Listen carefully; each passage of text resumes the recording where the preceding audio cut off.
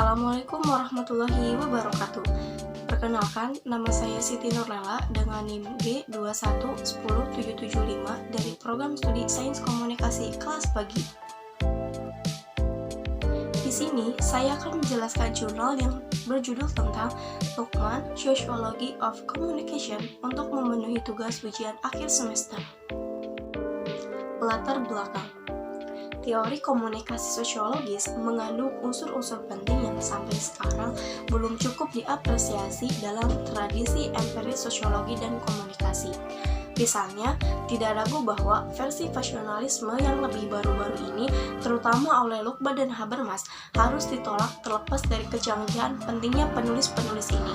Namun, Giddens berfokus pada menjelaskan tindakan struktur sosial di kotak hitam dalam teori strukturasi sebagai dualitas yang mendahului tindakan sebagai aturan sumber daya. Menurut Giddens, struktur sosial ada dalam realitas sosial, hanya dengan implikasi yaitu dalam instansiasi mereka dalam kegiatan berpengetahuan dari aktor yang berada. Dualitas struktur sosial ini tidak dapat ditentukan secara empiris, namun mengacu pada tindakan dan institusi karena struktur dianggap di luar ruang dan waktu. Tujuan, yaitu untuk membuktikan apakah dugaan itu benar atau salah. Temuan, dalam wacana ilmiah, seseorang dapat bertukar data tanpa banyak kata, berdebat dengan kata-kata atau dengan kode komunikasi yang dicirikan oleh Luqman sebagai benar atau salah dengan mempertimbangkan kode-kode sebagai rentan dimensi seseorang untuk mendapatkan semua nuansa komunikasi yang abu-abu. Dan oleh karena itu, ruang untuk analisis empiris. Dimensi yang lebih kaya memungkinkan kita menyatukan apa yang telah jauh, yaitu dengan memberinya makna baru dalam hal kejelmaan dari satu representasi geometris ke yang lainnya. Menurut Giddens, struktur sosial ada dalam realitas sosial, hanya dengan implikasi, yaitu dalam instansiasi mereka dalam kegiatan berpengaruh dari aktor yang berada. Namun, Luqman berteori tentang sistem komunikasi sosial sebagai dinamika struktural, namun tidak dapat diamati secara langsung. Agen manusia atau kesadaran didefinisikan sebagai lingkungan sistem koordinasi sosial terpasang secara struktural. Pembahasan. Informasi isi pesan seni mereka mengikuti komunikasi tindak lanjut. Kedua sistem lapisan, kesadaran dan komunikasi dapat dianggap sebagai refleksi. Hal ini diakui oleh Luqman. Struktur dan dinamika pada tingkat jaringan dapat diharapkan untuk mengubahkan ketidaklinearan karena operasi interaksi yang rekursif.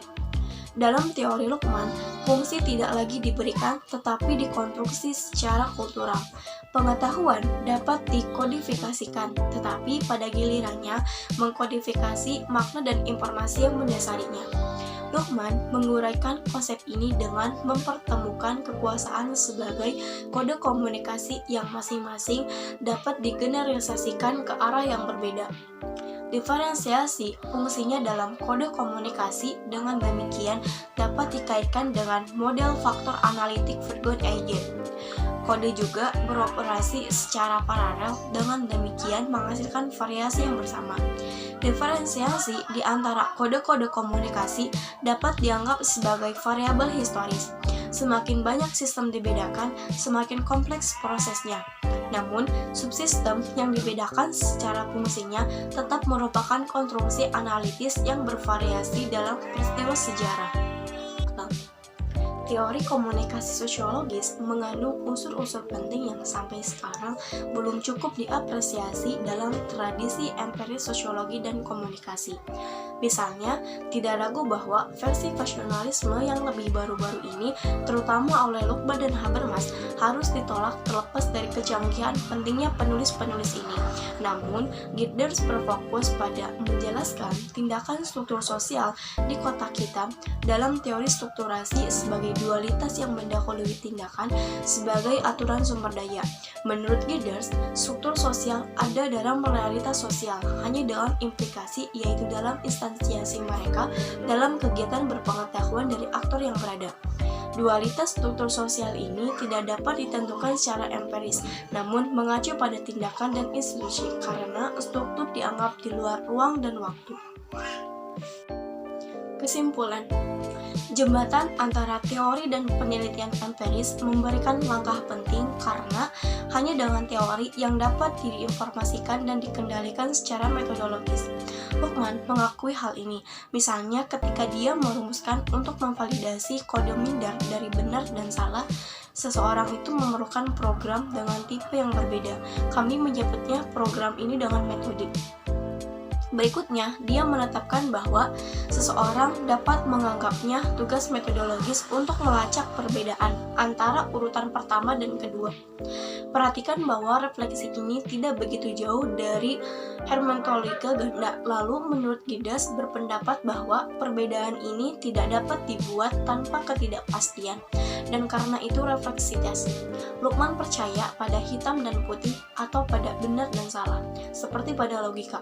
Sementara penelitian empiris membutuhkan ekspresi ketidakpastian dan pengujian pada tingkat probabilitas. Luqman sendiri mencetak miring kalimat kebenaran itu tidak relatif. Sekian yang dapat saya sampaikan, mohon maaf bila ada kesalahannya. Wassalamualaikum warahmatullahi wabarakatuh.